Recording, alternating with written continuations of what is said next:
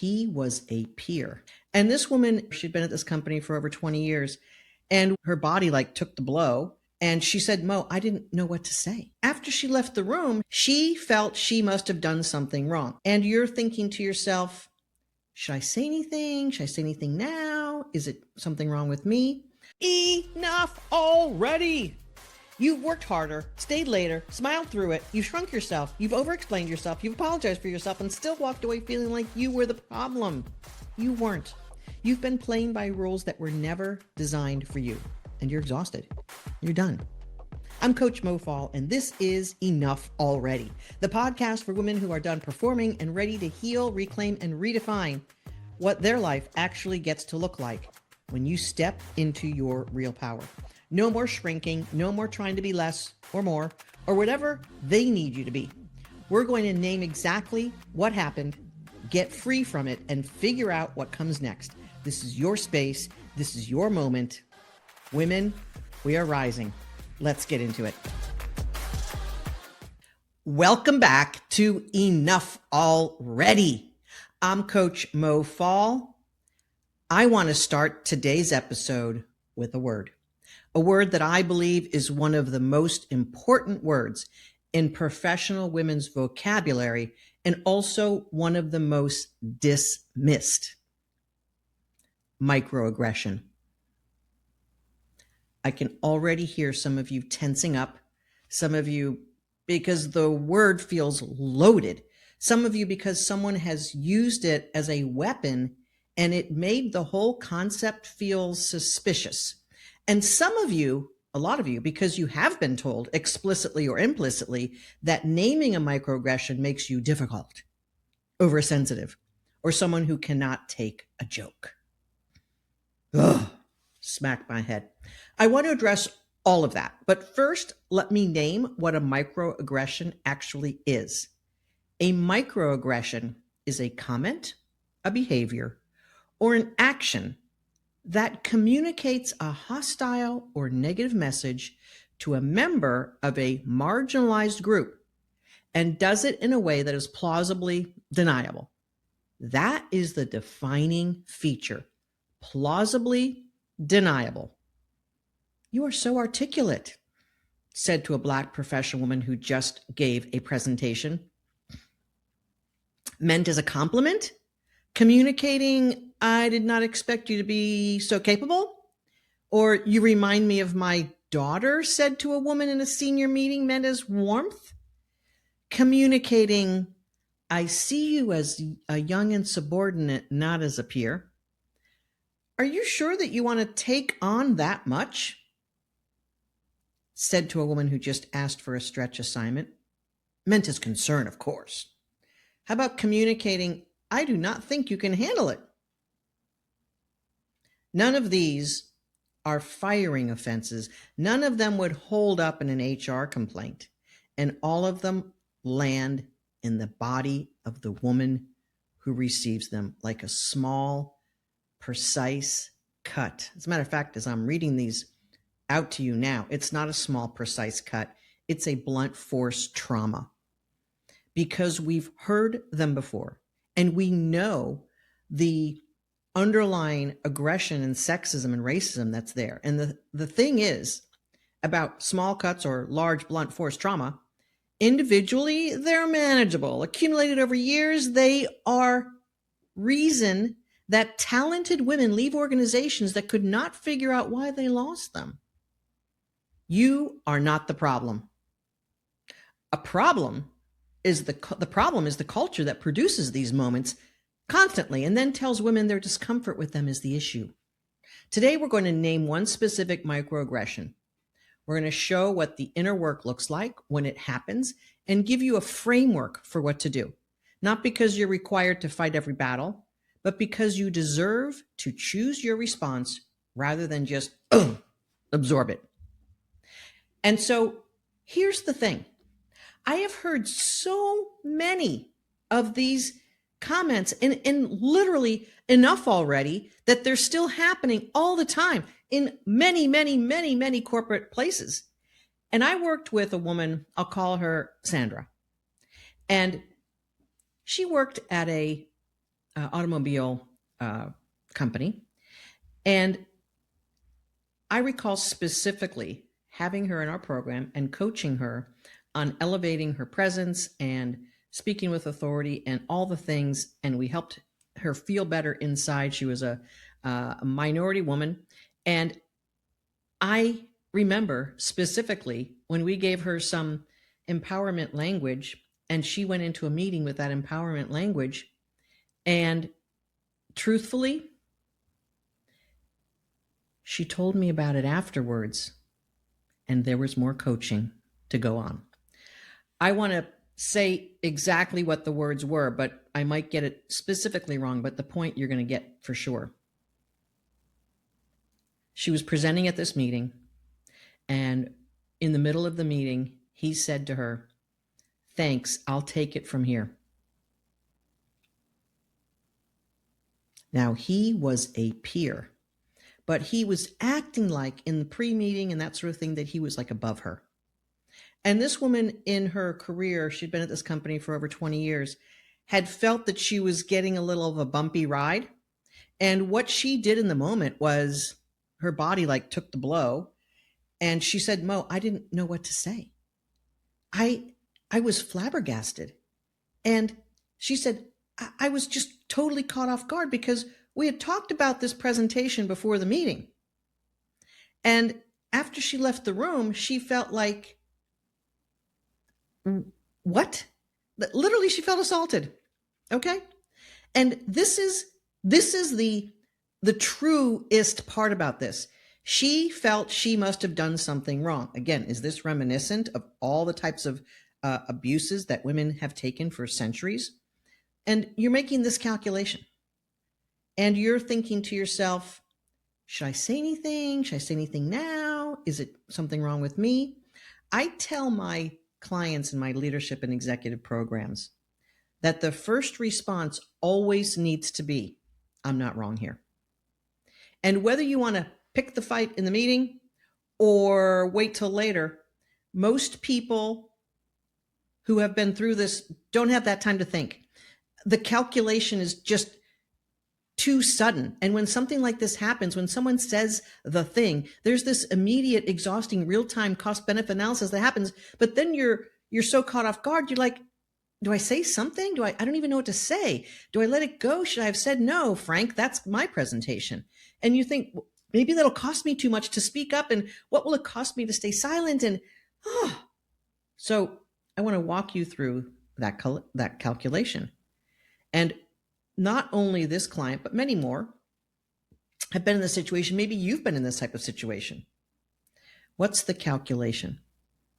So when Sandra, again, fictitious name, when we started working together, when we got into what this incident had stirred up, what I think surprised her, what she discovered about the story that she was telling me about what happened, about what that comment was, about what her place was in that company. What changed? The last question someone is listening right now, because you've had these moments and something is said to you and you're doing that calculation and you're thinking to yourself, it's not worth it to say something. Don't you? You think it's not worth it, or I'll fumble over it, or I'll make myself look like I'm super defensive and don't have enough confidence. And here's the thing. We're going to break this down in a second. Here's the thing. You have to say something about this. But likely in the meeting might seem too aggressive and combatant, but not always. But here's the thing. If you don't have a powerful soul, and if you're not really sure-footed about who you are and how to act in these situations, you're likely going to have clumsiness about it and it might not go so well. So I want to give you a framework for this. Not for fighting every microaggression. You don't have to fight every battle, but for moving through without losing yourself in the process. I call it the 3-part response. And before I walk you through it, I want to say something clearly. You are not obligated to respond. You are not obligated to educate others. You are not obligated to make the person who said the thing uncomfortable, who said the thing uncomfortable, with having said. You are not obligated. You are to them. You are obligated to yourself, and it's to know that you have a choice. Because for a lot of women, the automatic response is to absorb, to smile, to minimize, and that choice, the choice to absorb it without processing it, has a cost.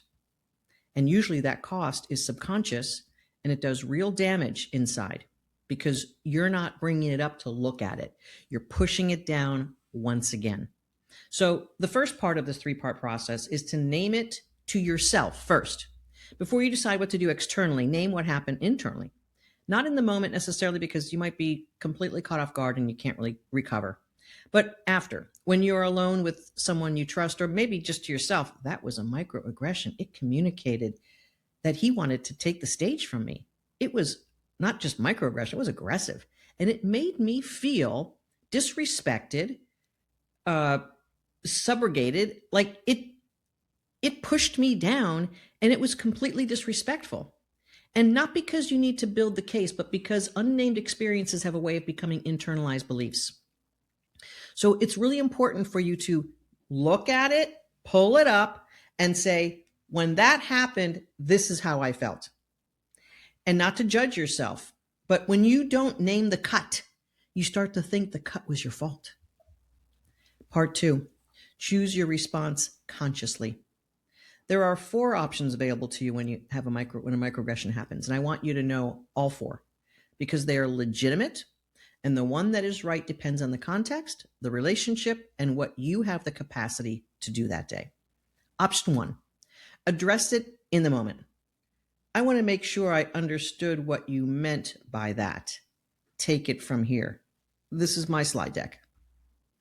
No accusation, pure curiosity, puts the other person in the position of explaining themselves without you having to escalate. It's powerful, it's professional, and it keeps you in line with what you're doing, and it works best when you have some standing in the room. So in this case, this client of mine, had insecurity about her standing in the room. She was actually in this presentation basically trying to make a case for this new project that she was assigned to. Option number 2 is to address it after. This is usually the best way, but we'll see. A private conversation with the person who said it. I wanted to talk to you about something you said in that meeting. I don't think you meant it the way it landed, but I want to share how it landed. This preserves the relationship while still naming the impact, and it requires emotional labor. It does require you to marshal up the troops inside. And this is real, but it can change the pattern with someone who is genuinely not aware. And I know that you're thinking right now, how could that dude not have been aware of what he did? I know it's beyond me too. In this case, this guy didn't even know. He was so subconscious about how he disrespected this woman, let's just call it that he didn't even realize. Let's go back to our options. Option 3, document and wait. And I would say document should probably be in the list no matter what you do, because it's important for you to catalog these things, not that you're creating a gripe list, but that you are making sure that you don't fall into the feeling that you're wrong or that you're making this up or it's fantasy. And this is what happens with women. We sort of start to say, well, maybe it didn't happen that way. So document and wait. Sometimes the context is not right for a direct conversation. Sometimes the person has too much power and the risk is too high for you. Sometimes you are too depleted and you need to protect yourself first. And if you're in coaching, that's what we're there for. And as a matter of fact, a little plug in here for my coach Moby. This is the type of situation that our clients right now are feeling a lot of relief with, because they would go to Moby right after the meeting and say, Moby, a colleague I work with, Frank, just disrespected me by taking over a presentation and basically doing it in front of everyone. I had no choice but to just let that happen. I thought there was too much risk for me to say something. And what should I do now? And Moby will say, that must have been a terrible situation for you. I understand. And this is not the way you want things to go in your job, in your career. And here's what you should do. Moby will help you lay this out. put your options together, because Moby is built on hundreds and hundreds of hours of my coaching. And when she gets to know you by your relationship that you build with her, she will understand who you are and the context will be there. Nonetheless, this option 3 is to document it. Write it down, date, time, and exact words, and then hold it. I would suggest that you might want to create some type of private spreadsheet or something in the back of your journal, or where you're maybe keeping your wins and brags. Documentation is not a weakness. It is information and it is data. And you know what? How many times have you been in your career wished that you would have written down some things that happened 6 months, 9 months ago? When you're in the now, you're like, oh, I know that happened before. I didn't write it down. I forget. Write it down. Option number 4 is to just to let it go consciously, not suppressing it, not a genuine not suppressing it, a genuine decision that this particular moment is not worth your energy today or tomorrow. The key word is consciously. You are choosing to let it go, not absorbing it without acknowledging it happened. Do not pretend it didn't happen. Do not suppress it. The letting go thing is only if that feels right and true for you. Otherwise, take one of these other 3 options. In the meeting, afterwards, document it. Usually, depending on the situation, I would say after the meeting, I would document it. And if there's some follow-up or it happens again, absolutely calling it out, because now you have documented. And look, all 4 of these things are valid. None of them require you to be the diversity trainer for your entire organization. But here's the thing, you have to protect your narrative. This is the soul work piece. Whatever happens externally, you need to actively protect the internal story you tell about yourself for this incident. Here's what I mean. When microaggressions accumulate, and they do accumulate, we know that, they have a way of reshaping your belief about your own belonging, your power, your sense of self. You start to wonder, maybe I don't fit here. Maybe they're right that I'm different. Maybe my discomfort is the problem. And that's the most dangerous outcome of any unprocessed microaggression, that you feel that you are the problem and that you don't fit, and it starts to degrade your sense of self. And it's the incident, yes, but it's also the story that it deposits in us. And if it matches something that we have experienced before, or something that we were told before, or a history of being pushed around like that, this deposit is going to be big. The protection work is this. After the incident, after you name it to yourself, write one true sentence about what the incident says about the person who said it, not about you. So in this particular case, we'd write down, Frank disrupted my presentation and absolutely hijacked my presentation and said to me, I'll take it from here. I was caught flat-footed, didn't know what to say, and I didn't want to seem like some bitch in the meeting. So Frank has a problem with disrespecting me and maybe other women. He has a problem with feeling like he has to be in control of things when he's not the smartest guy in the room. And that's what you need to get clear on. It's not mean. You're basically capsulizing in a clear sentence what's going on. This person was operating from an assumption about what I'm capable of, has nothing to do with my actual capability. It has to do with his psychological problems.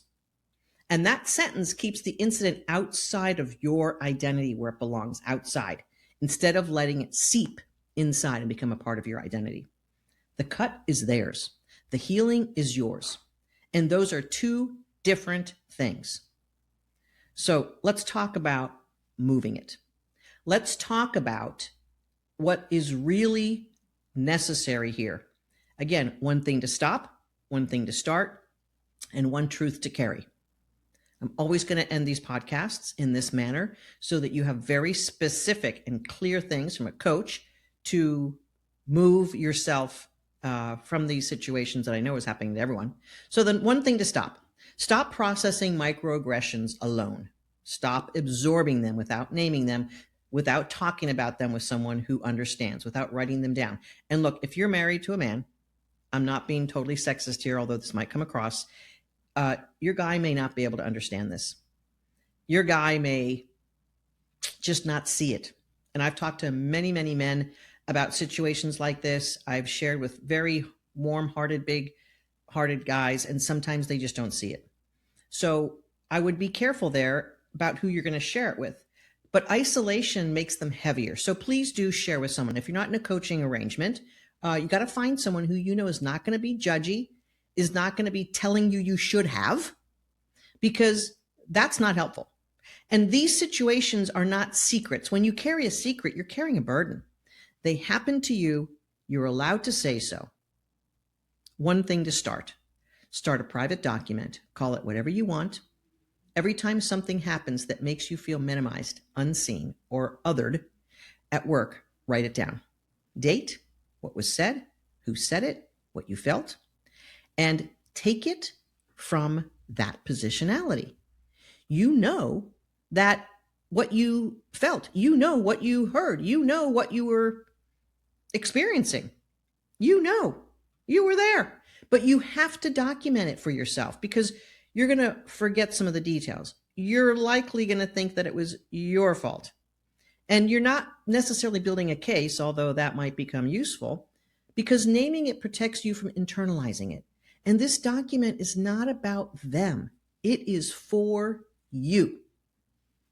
Here's the truth to carry. I want to talk to the woman who has been told she is too sensitive, who has been told she's reading too much into it, who's been told that it's just how he is. That is just the culture here. That is just the way things work. I need you to hear this. Your instincts are not broken, and this discomfort is data. When something lands wrong in your body, that is information, and that is the place where you receive information. It is not a weakness. It is not oversensitivity. It's your nervous system doing its job, telling you that something in your environment is not aligned with your safety and your dignity. You do not have to prove that the cut was real. You felt it. It was real. What you do with it is yours to decide. But you do not have to pretend it did not happen. You are not the problem. You never were. I'll see you next episode. And before we go, if this episode was speaking to something you are carrying right now, I want you to know that you do not have to carry it alone. I mentioned Coach Moby earlier. Moby AI is my coaching tool available to you anytime, including 11 p.m. before a hard meeting or at 6:30 p.m. after this. It runs on my methodology, my knowledge base, hundreds of hours of my coaching. It will not replace a human conversation, but it'll help you get clear between our episodes. It'll help you get really clear about what's true for you. And most of my clients' experience is that the relationship and the being heard part, even though it's an AI, feels so comforting. The link is in the show notes. And let's talk about the Soul Code pre-launch, which starts on Monday, and it's open for enrollment right now. 4 Mondays with me, live. Come do the soul work. You're going to get a video every day for an entire month, and you're going to get live coaching. You're going to know exactly how to navigate your soul and how to be the true version of you. It's some of the best stuff I've done, and I'm going to invite you to be a part of that. So we'll see you next time. And between now and then, enough already. Women, we are rising. Let's take it to the next level. We'll see you at the next episode. If today's episode hit home, share it with a woman who needs to hear it. Because the best thing we can do is make sure no woman sits alone in an experience that has a name.